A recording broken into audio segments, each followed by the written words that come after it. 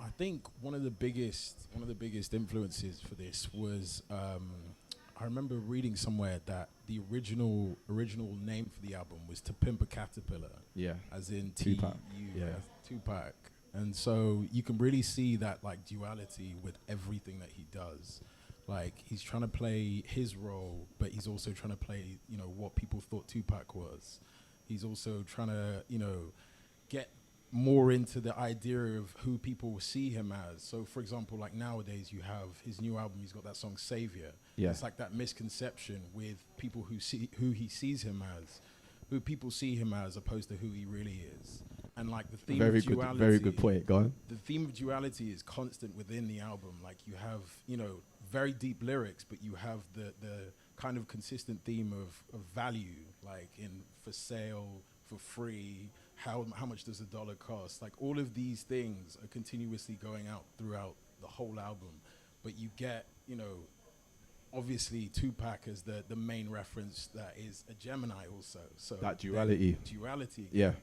Kendrick's a Gemini as well. So like it's a consistent theme, and I think that he points at Tupac quite heavily with all of it. Yeah. Really good point. There's a point I wanna. If you leave him with the mic, because you said that, like people, like see him as like a savior, so to speak. Like, do you think that kind of savior angle is something in which we project onto him, or do you think that it's something in which he encourages? I think it's a bit of both. Like, obviously, everyone wants to be that rapper with substance. No one wants to, I say that, but at the same time, people make a lot of money not being that rapper with substance. Yeah. I think that he's always wanted to represent his community, but we've definitely taken it far and beyond the person that he intended to be. So we project that label of like, the music that you make is going to save the world. Yeah. Whereas like he kind of wanted to make some music that made some people feel some things and maybe took some people out of dark places, but he didn't want to be the answer to Trump. He didn't want to be the answer to the pandemic. And these things have happened in society and people have looked to him for answers. But at the end of the day, he's just trying to be, as he says in that, maybe another nigger. Yeah. And these things, is again that duality. It's like I'm trying to be a regular human being, but at the same time, like I can be flawed. I can be great, but I can also be, a flawed human being in all of this.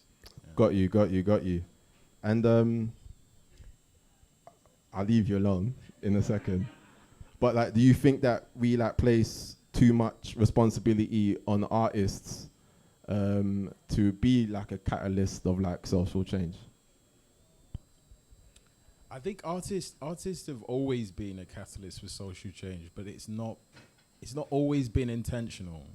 Like we look to music to kind of define and give answers to a lot of the things that we experience in life. But I also think that these artists have got to a point where they have to understand their power, regardless of whether whether they intended to be in that place or not. So, it might not be intentional, but they're there.